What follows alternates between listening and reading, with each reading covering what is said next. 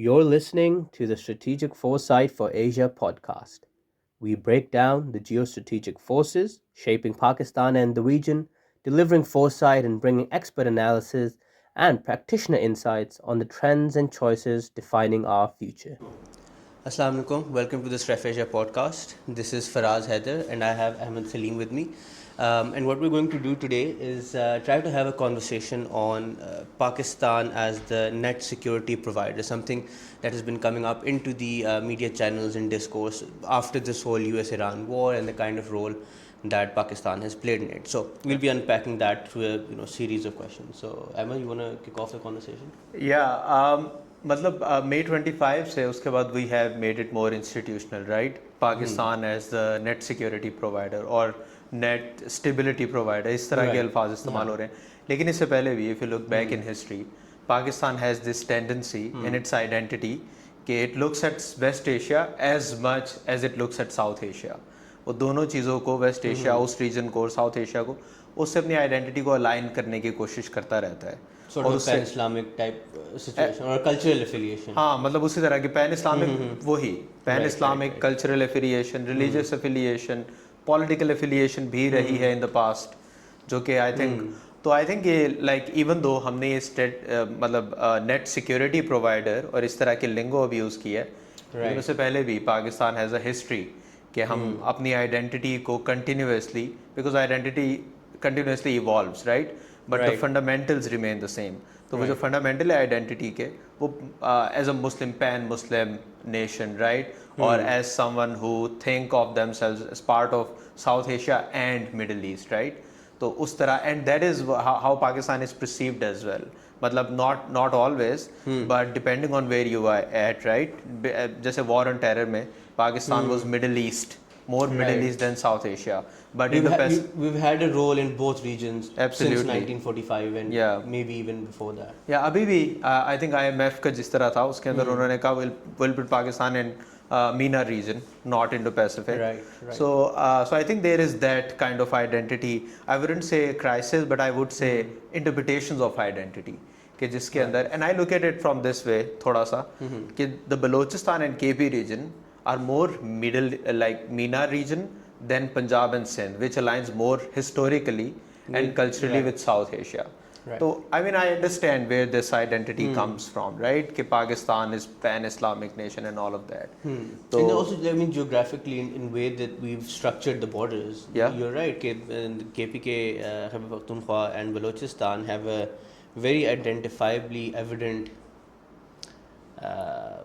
affiliations or connections with West Asia, more so than Punjab or Sindh does. And then you even then you have some of the Central Asian aspects to it as well with GB and those places. I mean, their connectivity and their culture, those sort of things are very different. So as a whole, Pakistan being this connected set of multiple cultural aspects probably contributes कि हमारी जो identity association में ये एक वो variedness रही है, एक तरह की homogeneous नहीं है. Like it's hard for us to be like कि नहीं हम सिर्फ साउथ एशिया से गर्ज रखते हैं, हमें इसके अलावा नहीं फ़र्क पड़ता कि गाज़ा में क्या हो रहा है, पैलेस्टाइन में. So like one is that the geography, the culture, but then also that the religious connections and sympathies that people have as well.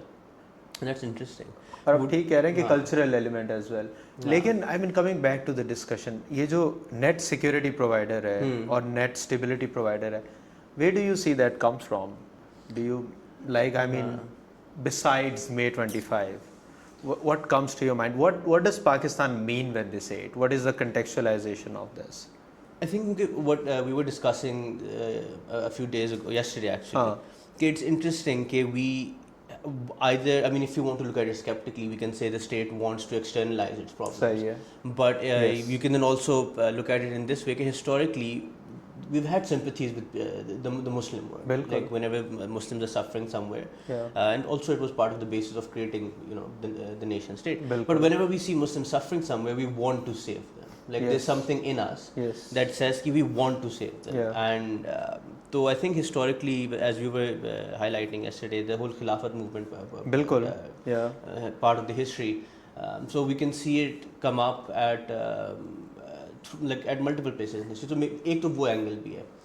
So if you want to elaborate on that, and then we can I think get into right now what. नहीं, I think जिस तरह मैं कल कह रहा था कि खिलाफत मूवमेंट में, फॉर इंस्टेंस, पाकिस्तान और लाइक ब्रिटिश साउथ एशिया जो उस टाइम था, अनडिवाइडेड इंडिया, उसके अंदर खिलाफत मूवमेंट में Muslims took a lot of participation. Jinnah was against it surprisingly. Jinnah was not part of the खिलाफत movement. Maulana Abul Kalam Azad, who then became the president of India, was staunchly in favor of खिलाफत movement.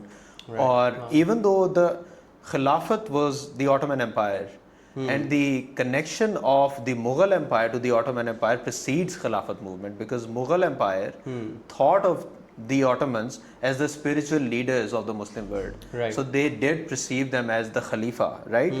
तो वो जो खिलाफत की continuation थी, Mughal even though pledge allegiance उस तरह नहीं करते थे और Right. वो govern But नहीं did होते accept it. Absolutely. उनको वो एक de facto authority के तौर पे देखते थे, और मतलब वही वाला कनेक्शन के स्पिरिचुअल उनके पास अथॉरिटी है, बिकॉज और वहाँ से ही हमारा जो फ़िका जो आज मतलब बर्रे सग़ीर में ज़्यादा फॉलो किया जाता है, इंटरप्रिटेशन ज़्यादा खिलाफत मूवमेंट की. इवन जो आपका उलमा का कोर्स जिसको बोलते हैं दरस निज़ामी, वो वहाँ पे मतलब ऑटोमन एम्पायर के टाइम पे असेंबल हुआ था. तो we have that, we had sympathies even in Mughal empire. फिर Khilafat movement I think was the final nail in the coffin, जिसमें हम ऑटोमन्स के साथ डीपली कनेक्टेड थे, लाइक ऑटोमन एम्पायर के साथ. Also, political ties, because Ottoman Empire, Ottoman princes, Hyderabad, Deccan Nawab, they were married. Right. The last Ottoman emperor, like the guy who coined the term Pakistan, called Hyderabad, Deccan को Usmanistan, because he wanted to see कि वो मतलब वो वाली जो खिलाफत है वो यहाँ replicate हो जाए. तो वो connection was always there, and that comes out in multiple ways. Khilafat movement was one, and then OIC, Pakistan was at the front of OIC, right? Pakistan, in the book Zulfi Bhutto of Pakistan, Stanley Woolpert writes that even in UCLA, when he was studying in UCLA, Bhutto had nothing to do with Pakistani politics at that time. He was an undergrad student, Right. but he was still very pan-Islamist. उसके class fellows कहते हैं उस वक्त भी वो एक बड़ा anti imperialist था, बड़ा पैन इस्लामिस्ट था. और ये जो हमारे मुस्लिम आइडेंटिटी है ना, ये पार्टली एंटी इम्पीरियलिस्ट थी बर्रे सगीर की, बिकॉज इट केम ऑफ के हाँ कि मतलब मुगल एम्पायर का डिक्लाइन हो गया, मुस्लिम आइडेंटिटी बैक स्लाइड पे चली गई, तो वो पैन इस्लामिज्म और anti imperialism kind of intersected. So that history then automatically it's hard for us to then divorce ourselves from the West Asian region. Yes, absolutely. इसको फिर अगर हम अभी this whole net security provider thing that is going on in the current discourse, अगर इसको हम यहाँ पे लाएं, so one other than the skepticism, one thing that comes out from this prior discussion is that this is something that is partly natural. Yes. It is, we do have this tendency. Yes. But in the current state of affairs, like I would see it as, and again, I'll disclaim that I may be more skeptical, but the other part where it may be coming from is maybe opportunism. Like maybe we're trying to see this current situation and trying to extract some sort of branding out of it. Yeah. Okay, let's become the net security provider, and then there was a lot of criticism on the provider's label, and then it became net security stabilizer, I think, right? Yeah. लेकिन आप provider हो या stabilizer, for instance, if net security meaning outside of your territorial boundaries, you are acting in some way where you're improving the regional security situation. Yeah. So that involves you being militarily, diplomatically and economically either or, most ideally all three categories, but at least two of three. आप उस region में वहाँ पे उन conditions को बेहतर कर, like you're able to de-escalate situation. बिल्कुल. And I mean I'll accept के after the recent conflict we see कि we have been able to do that on the diplomatic front, but वो एक that's one case study ना. Yeah. Like from one experience we cannot extrapolate and be like कि नहीं जी हम ये कर सकते हैं sustainably, क्योंकि to do it sustainably सही बात you need a lot more things. True. Like to even maintain your own security sustainably. And again we all know there's a lot of security challenges within Pakistan. Yeah. Whether it's insurgency issues, economic issues, your main rival the Indian problem. Yeah. But all of so आपकी जब if खैर वो third question पे viability पे जाते हैं, but just to and I'd like to hear your thoughts on this कि what would it exactly mean to be a net security stabilizer? Yeah. Because I see it as कि one, you're able to de-escalate and improve regional security across the three fronts, so militarily, diplomatically and to some extent economically as well, right? Because economic security should be considered just as importantly as the other one. So that's how I would see it. If you say we're a net security stabilizer, we should be able to function in these three categories in the region much after this, and if this war and crisis is over. True. That would, what it would take to be a net security stabilizer.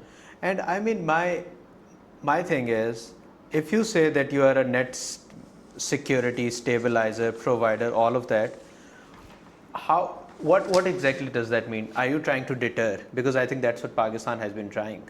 Pakistan, I don't think Pakistan is trying to be like, okay, if you come for them, we will take you down. Pakistan is like, we stand with you, we'll provide you all the support we can. But that is very cautious, because if you remember, after Rahil Sharif was done with his tenure, he went to Saudi Arabia because they made an alliance, like a military. And he was, I'm forgetting the exact name of it. I can't recall. He was the commander of that military alliance. And he was the commander of that. He's still, the last time I checked, he was still doing that job. Achha. So that means, why Rahil Sharif? I mean, he's a competent soldier. I agree with all of that. But he's a former Pakistani chief of staff. So there's that, that's something that the only Muslim nuclear power, and you are a chief of staff of that. And the next position you get is in Saudi Arabia with a military alliance kind of situation. So not just us, even some countries in Middle East, especially Saudi Arabia, probably some other countries. आपको याद होगा Yemen के time पे भी मोहम्मद बिन Salman wanted Pakistani army to come and help them in the situation. But we've been very cautious because I mean there's a lot of consequences and other variables that you need to consider. Absolutely, before just jumping into other. And Pakistan did not, and I think that was a smart move. Absolutely. But there was one time when Kaaba was under siege and Pakistani SSG went there. So, and even Desert Storm ke andar, against Saddam, Pakistani troops were part of the alliance, and Pakistani troops were deployed in Saudi Arabia. So we have been there. I mean, some people say, always militarily. तो वो जो हमारा connection है ना Middle East से, वो रहा है. Somewhat formal अब हो रहा है, but it has been there. Now the Saudi pact, which we don't really know what that entails, because there is no document that we can see. Some people say it's kind of like a NATO pact, but NATO has speculations. I mean, there have been attacks on Saudi Arabia. Pakistan deployed JF-17 Thunders as a deterrent measure, but Pakistan did not retaliate to Iran. So I mean, that's open to discussion where that stands. So when you say regional security stabilizer, I see it more as a deterrent measure. Then will come for you, just like US would come for NATO kind of situation. Right. So how do you see that? An on-call basis, like that friend you tell people, I can call them if you do so. So that's interesting. Because what I was thinking when I was going into what's the best case? Like, even if, let's say we want to adopt this role and we want to be the net security stabilizer, based on the criteria that you would need, which we'll get into in the next portion, at best, I think we can be a situational net security stabilizer, like in certain times of crises. I see. Depending on the exact nature of the involved parties, maybe we can play a role. As you were saying, we did deploy JF-17, but we didn't retaliate because our relations in the Middle East are so interconnected. We have very close ties with Saudi Arabia, but then also equally a very close relationship with Iran. Yes, they've been ups and downs, but that's with anything, and then with the other countries as well. So, and I think alliances have this problem all the time. Like, for instance, Cito Cento did not work in 65 because US was like, this was not about India. We did it for USSR. Right. So Pakistan has to figure out what is the common enemy we're looking at. It was certainly not Iran, because when Pakistan did the Saudi Arabia pact, Iran was welcoming it. Iran was like, bring it on. Saudi Arabia and Iran even had that peace talks, which China ne ki thi. Absolutely. So I think उसके अंदर ये भी देखना होगा कि what is the common enemy we're looking at. If we are looking at the elephant in the room, if it's Israel, let's be honest, can we deter Israel? I mean, I'm not saying yes or no. I just don't know. We don't know how many nuclear warheads Israel has. I don't think we're trying to, God forbid, nuclearly deter Israel. But what does that mean? Would we retaliate if there's a similar attack on Saudi Arabia that there was on Qatar? Where would Pakistan stand on that? I think these are unanswered questions. And I see that to some extent as Pakistan's reflection of the ambiguity doctrine that we have, that we keep this ambiguous as well intentionally, ताकि deterrence पूरी हो सके. लेकिन I mean, we just don't have clarity on that. You mentioned deterrence, but deterrence how? Like, are we wanting to then say कि we'll like the deterrence like by threat or by punishment? कि like अगर आप नहीं किया तो then we'll retaliate, or is it maybe more by denial? By denial, on probably. A political level. Yes. Look, now we have a lot more political clout. True. We want to somehow maybe institutionalize it with this branding. So do not mess with us. But as you said, which adversary is it aimed at? You can't be realistically trying to deter the US. You have no reason to. Like your ally, your friend. Absolutely. Your points about Israel work the same way. Not friends or allies, but like there's no point to that. Absolutely. So we're not at the end fighting of it, with them either. You're trying to essentially still deter India. Okay, now in the Middle East, we have a lot more influence. So you can or should not use your ties with Iran or the other countries to work against us. So maybe I see. Maybe that's something. Yeah, I think that was somewhere in the back. I think what Pakistan is getting out of it mostly are the economic incentives. Definitely, there's that. I mean, these countries. Let's hope they materialize. But yes. Yeah, I mean, hopefully. Yeah. But these countries have, multiple times given us foreign aid without, even after the nuclear weapons and test. repurposed loans. Yeah, Saudi Arabia. So I think there's that. There's a transaction happening here. Right. It has to do with identity, as we said in the beginning, but there's also transaction, and I think the most important part is domestic legitimacy. Saudi Arabia is on your side. That's the holiest side, right? US is on your side. You're trying to get some domestic legitimacy. But I think let's summarize it. So these three variables: identity, incentive in terms of economics, and domestic legitimacy is on which this stands. But let's be the possible rationale for why they may be doing it. But I just want to mention one thing before we get into कि ये sustainable है या इसकी कोई effectiveness है या नहीं. कि this was the same sort of language that we were criticizing when India was being called the net security provider or something to that effect. Absolutely. So we need to be mindful if we are trying to actively pursue this. And हमने बीच में भी mention किया कि मैंने 2-3 दफ़ा कि viability कि can we sustain this role, and what it really comes down to is that you need to be healthy yourself in order to protect someone else. True. So I mean that's a bit metaphorical, but your economic performance, your internal security problems, your governance issues, जब वो चीज़ें, if those are being managed well, only then can you really and sustainably, if it is the goal, stabilize security in the region. So if you're not being able to do that, you may aspire, but it's quite likely that you'll fail, and a failure at this level is much more problematic for your reputation going forward than being kitchen. Let's not overextend ourselves. Absolutely. क्योंकि an overstretch policy is I don't know, it just seems a very bad option. Yeah, and just like a final thought for the audience, actually, Khilafat movement did not work out. OIC is practically not functioning well. We don't have a lot of, they say if you don't read history, you're bound to repeat it. We don't have a lot of precedent in history that Pakistan and these things worked out. So be cautious this time. Be more prepared.